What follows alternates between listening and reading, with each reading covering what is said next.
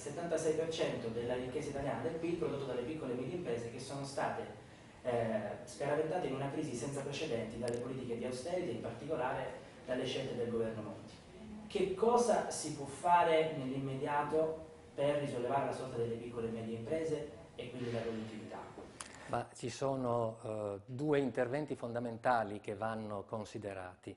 Uno è verso le persone fisiche e altro è verso le persone giuridiche.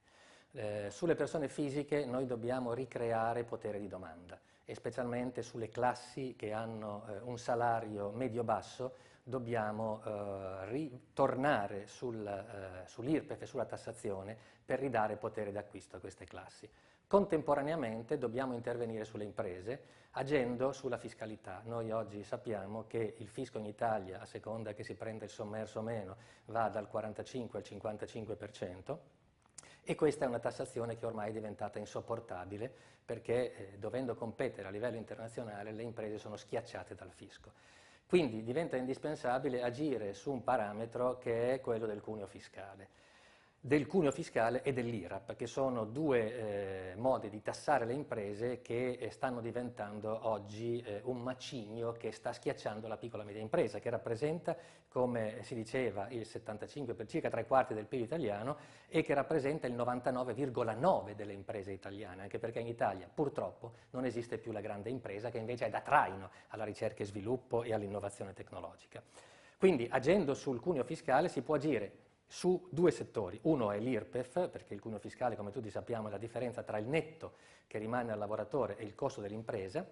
E il costo dell'impresa è circa il doppio, se non qualcosa in più, si arriva anche al 220%, cioè al 120% in più sul netto, riducendo l'IRPEF ai lavoratori, quindi ridando potere di acquisto ai lavoratori e riducendo quelli che sono tutta la parte, diciamo, dei carichi sociali che vanno sull'impresa, che gravano pesantemente l'impresa. Quindi riducendo il cuneo e agendo anche sull'IRAP. L'IRAP è una tassa completamente iniqua, perché agisce sul lavoro dipendente e sugli investimenti, sugli interessi degli investimenti. Quindi è chiaro che chi vuole assumere e chi vuole investire è tassato maggiormente rispetto ad altri, quindi questo tipo di tassazione deve essere assolutamente modificata. Esatto.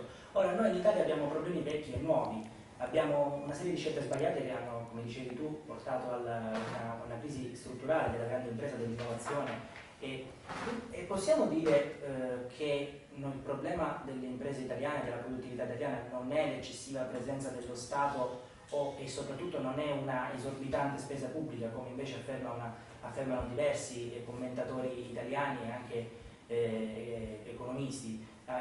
Possiamo dire questo e soprattutto possiamo indicare una strada per scardinare i mercati chiusi e allo stesso tempo tutelare i lavoratori?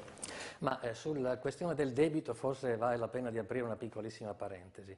Il debito va visto non nella sua quantità ma nella sua qualità, cioè cos'è che si è fatto per arrivare a questo debito. E se andiamo a comparare il nostro debito, che molti dicono legato allo stato sociale e alle inefficienze, certamente ci sono state, voglio dire, ma se andiamo a comparare il nostro stato sociale con la spesa di altri paesi in Europa non siamo certamente i numeri uno e oggi lo stiamo tagliando.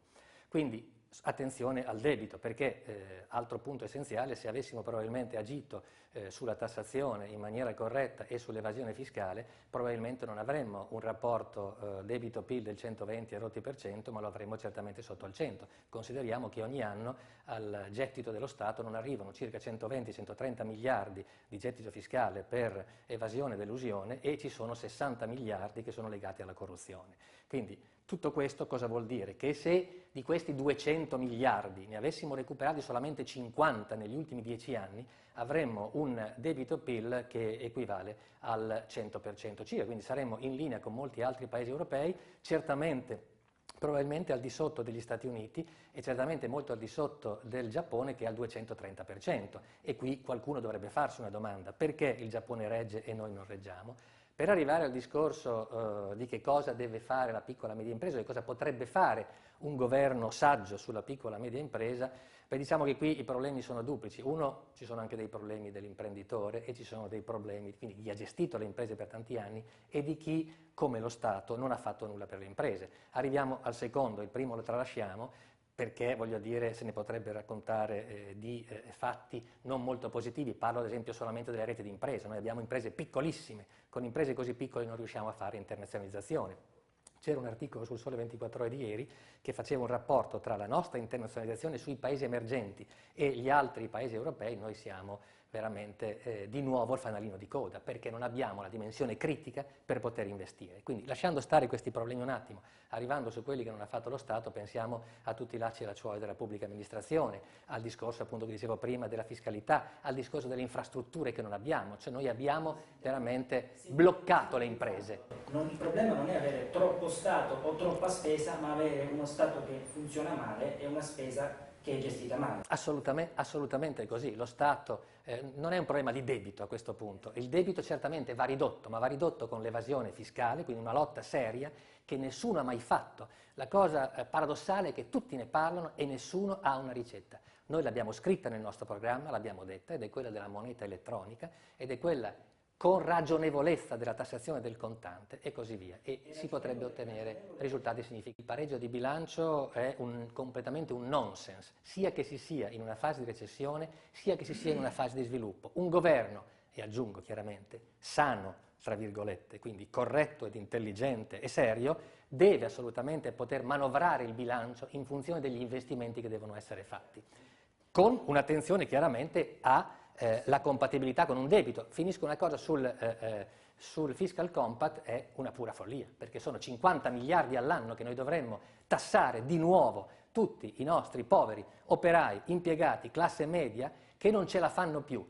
Il pareggio di bilancio, che è un altro problema, aggiunto al fiscal compact, ucciderebbe totalmente il nostro paese nei prossimi 3 o 4 anni. Possiamo dire che la spesa pubblica o anche il debito pubblico rappresenta anche l'utile del privato? Sì, ma la spesa pubblica va combattuta con gli sprechi e con una lotta intelligente agli sprechi, non tagli orizzontali. Sull'istruzione dobbiamo investire, sulla sanità dobbiamo stare attenti, perché non possiamo tagliare il welfare. Certo, uffici centralizzati, acquisti per tutti gli ospedali italiani a livello nazionale hanno un senso perché risparmierebbero notevolmente, quindi taglio agli sprechi.